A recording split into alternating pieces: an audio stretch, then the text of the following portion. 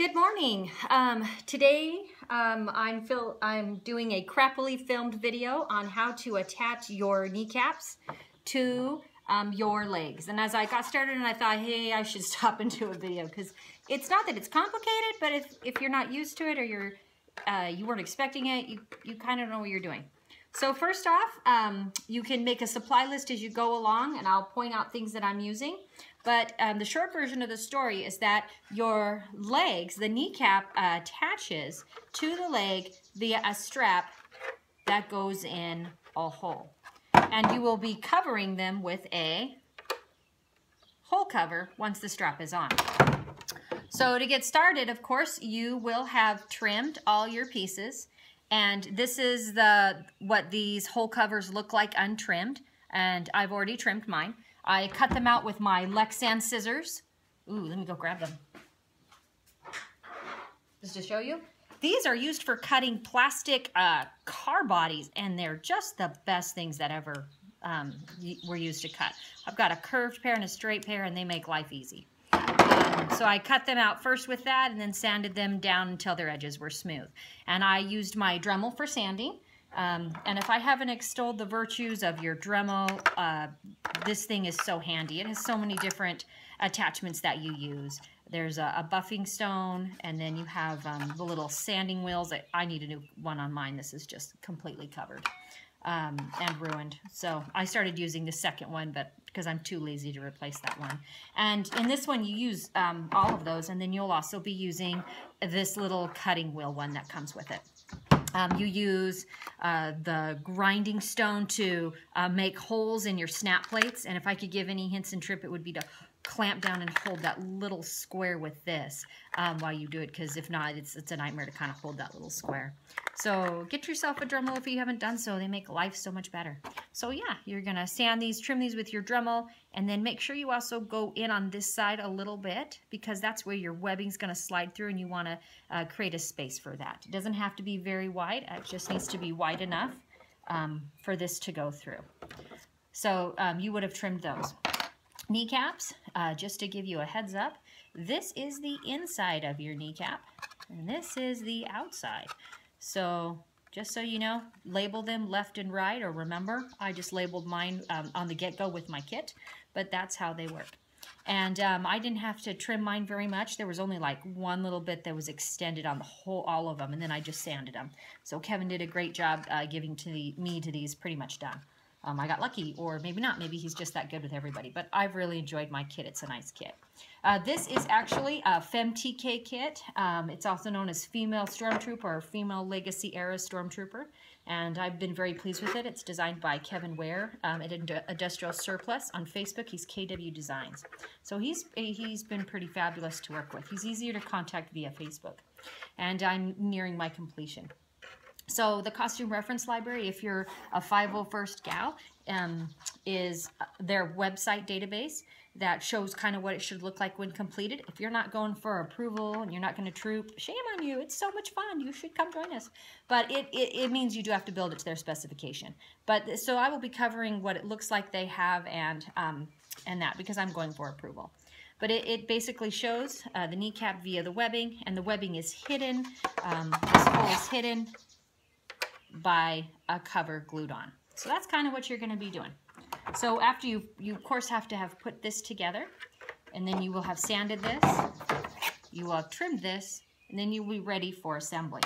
Now what I first did is I took my trapezoids, and they go toward the front obviously, and lined them up. Now in the CRL, they show this tip being right along the edge, and this one going right behind it, just by a little bit, and it being not even an inch from the edge here. And that's so the kneecap can easily, and obviously this is the wrong kneecap, but you can see that makes a nice angle.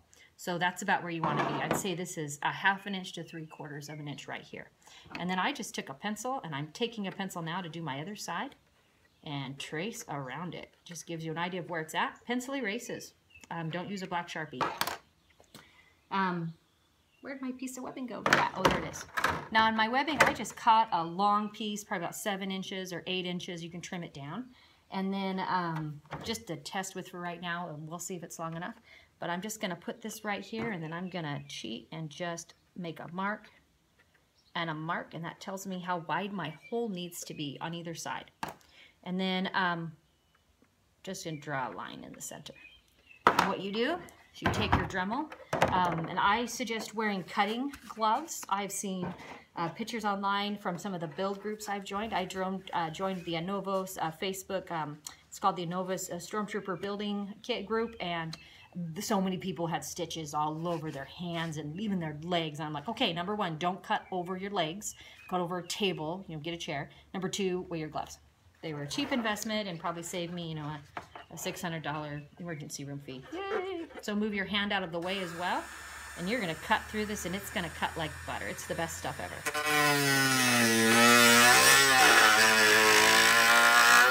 Cut from line to line, and then you wanna make this hole about 1/8 of an inch or 1/16 of an inch thick, just enough for the webbing to get through.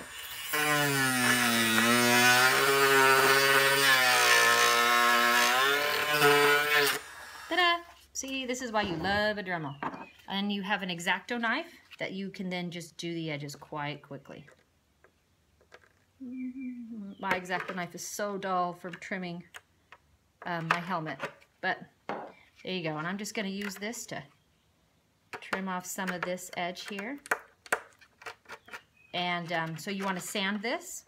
Whether you use the sanding burr on your Dremel is nice and has a good point. I'm going to go over that a little more. And there you go. That's your hole. I would definitely sand it. It looks like it will catch on your webbing. And I'm going to actually use my Dremel tip. I'm just going to go with that Dremel as soon as I'm gone. It has that buffering, that sort of pointed buffering tool that's just awesome. I'd sand on the inside and the outside. Okay, so once this hole is done, that part of it is ready to go. I'll be using the left as an example. I'm not going to complete it all here. You may take some time now, and you know, very last step would actually erase those. But I was thinking you could erase those now, but probably not. So as I was looking at this, the CRL shows this to be right. I mean, it's right at the edge, like maybe even with like a little bit of a gap, right? But you want to, of course, center it on there and get an idea. If I would tape this up and see where it fits on you, have somebody help you, because you may need to raise the kneecap just to get yourself a little bit of less leg room, right? But you want to kind of keep it a nice thing. You don't want to go like that. But that might be as high as you can get it. But see, that's like a good adjustment. That's almost an inch difference. So if you're a little shorter in the leg, you might want to get that to be there. But I'm right around here. So of course I'm going to have mine I'm going to tape mine up and try mine on and make sure that it's all centered.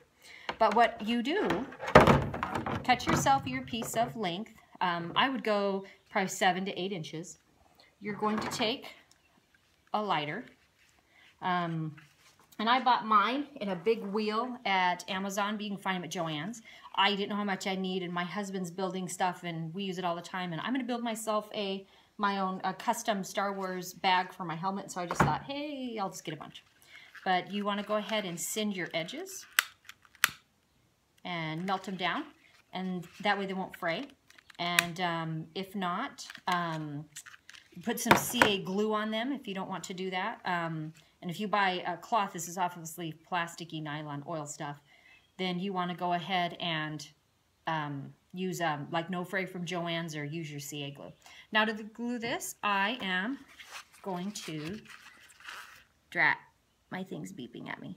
I have to hit a button. Okay, sorry about that. You're probably like, ooh, finger. But I used Zap-A-Gap by Zap. It's a CA glue, which is the same formula as super glue, only much stronger, but it is removable. So, you know, if you eventually if you need to replace the wet strapping and webbing and it gets dirty, you can remove it. I wouldn't use your E6000 or you'll be like chipping that off. It can be chipped off, I've heard, with a paint scraper and a hammer and just very slow movements, and it kind of chips and knocks at the glue. This is the Zip Kicker, and it's an accelerator, and you spray it on and it sets it almost instantly. It's pretty fabulous stuff. So what I would do is, once you have this all measured out where you want it to be, and kind of tape it up. I tape it up and then see how it fits, and then you kind of get an idea. You can put a piece of tape on this to know how high you're going to want it to be. That's what I would do. Again, your blue painter's tape is like your best friend, right? So it'd be something like that, and then you're like, oh, okay, it's going to be there. And you can actually line your webbing up here, and then just hold it with your hand, and you know where it needs to glue. And then what I do is I always just trace on the inside with a pencil, and then I lift it up, and I can squirt my glue there, and then put this there, and I do not hold it down with my hands because it glues to your fingers like you wouldn't believe. And when you lift up your fingers, it will glue more to your fingers than the plastic, so it will lift up with you. I go ahead and use painter's tape. For some reason, this stuff doesn't stick that well, and you can just tape on the edges, and it's there. Spray your stuff on it, and it's set. And when you peel your painter's tape off, you'll be surprised that it just peels right off. It's like the best secret. So anyway, that's what I will be doing to glue. Then you're going to obviously go through here. And I would actually do these together. I would glue both of these onto this first. And then you're going to thread it through. And then see where it's going to be on both of them. And make sure it looks right. And tape one of them, tape on the inside where this needs to be. And then get this all centered and nice looking. And then, you know, obviously you'll have the other one on this side as well. And then glue the one side and then glue the other. So that's going to be there.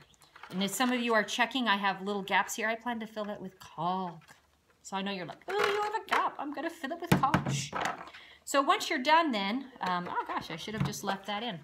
That'll be upside down. We're going to go on this side. So once you've done that, you can see this really isn't that hard. You know, this isn't as hard as anybody thought probably, right? That will be in there. You are then going to glue on your cover. And like I said, I've hollowed that out. And for this one, I'm going to use E6000, I think. And because it will be easy to chip off. But I'm thinking about it.